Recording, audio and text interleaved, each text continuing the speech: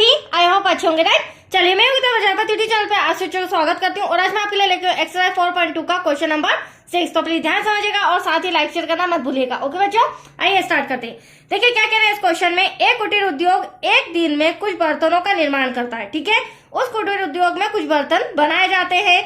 अब एक विशेष दिन यह देखा गया कि प्रत्येक नग की निर्माण लागत, मतलब प्रत्येक नग को बनाने में लगा हुआ खर्चा रुपए में उस दिन के निर्माण किए बर्तनों की संख्या के दुगने से 3 अधिक है। मतलब उस दिन जितने भी बर्तन बनाए गए उनकी संख्या के दुगने से कितना अधिक है? 3 अधिक है। क्या अधिक है? प्रत्येक नग की या प्रत्येक बर्तन की निर्माण लागत, राइट। फिर हमें कहा गया यदि उस दिन की कुल निर्माण लागत 90 रुपए थी तो निर्मित बर्तनों की संख्या और प्रत्येक नग की लागत ज्ञात कीजिए। तो देखो बच्चों, जिस दिन ये बर्तन बनाए गए उस दिन टोटल खर्चा कितना आया? निर्माण लागत 90 रुपए, पर जितने बर्तन बनाए गए उन सभी का खर्चा 90 है।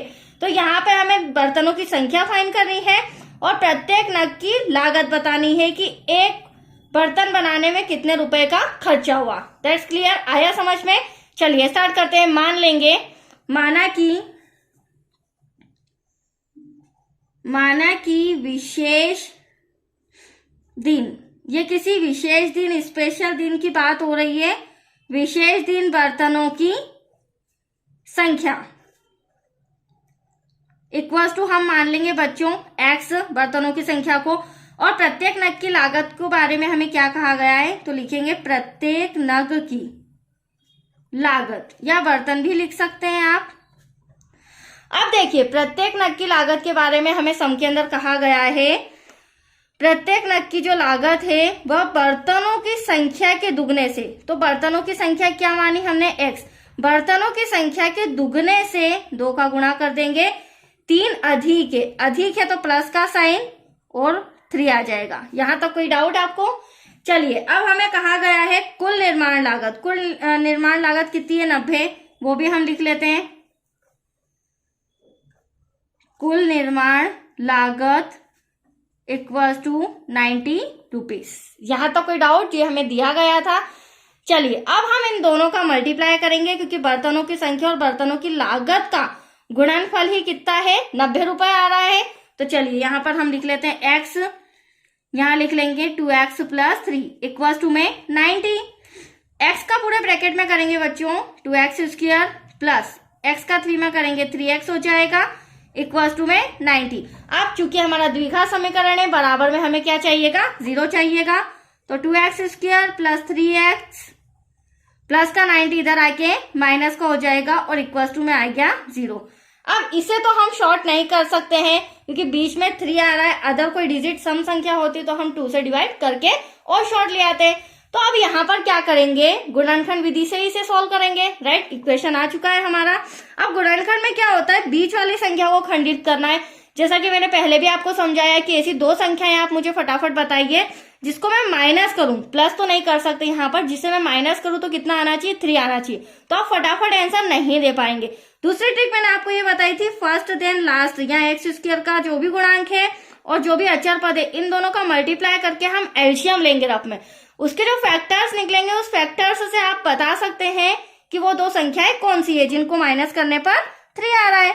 तो देखिए पहले तो इन दोनों का मल्टीप्लाई करते हैं। 9 2 18 मतलब कि 180। इसका फटाफट एलसीएम लेते हैं बच्चों।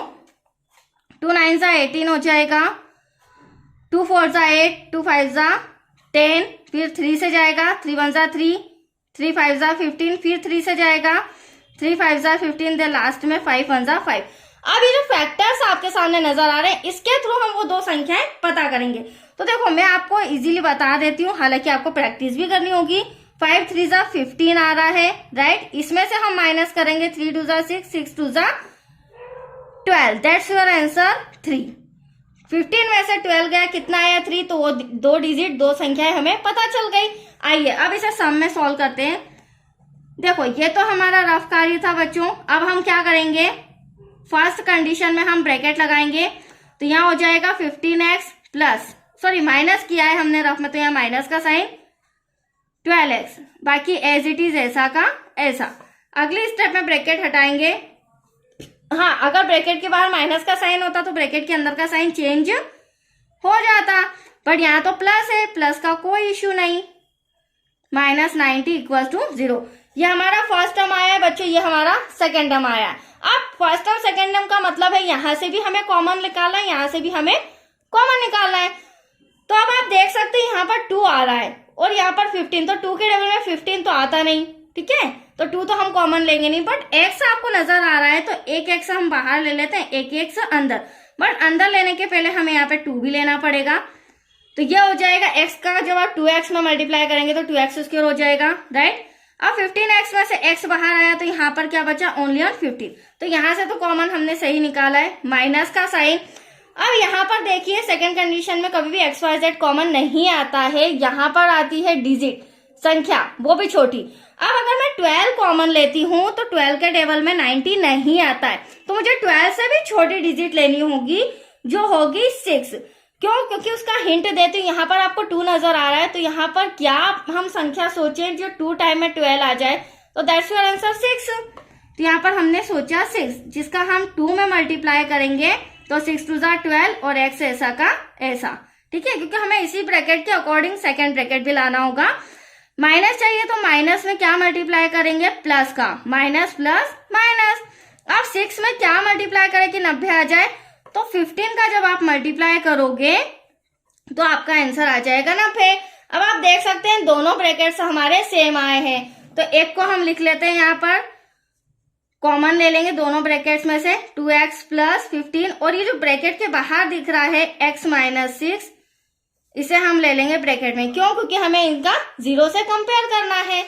आइए यहाँ पर हम इन्हें 0 से कंपेयर करते हैं, तो 2x + 15 = 0, x - 6 = 0।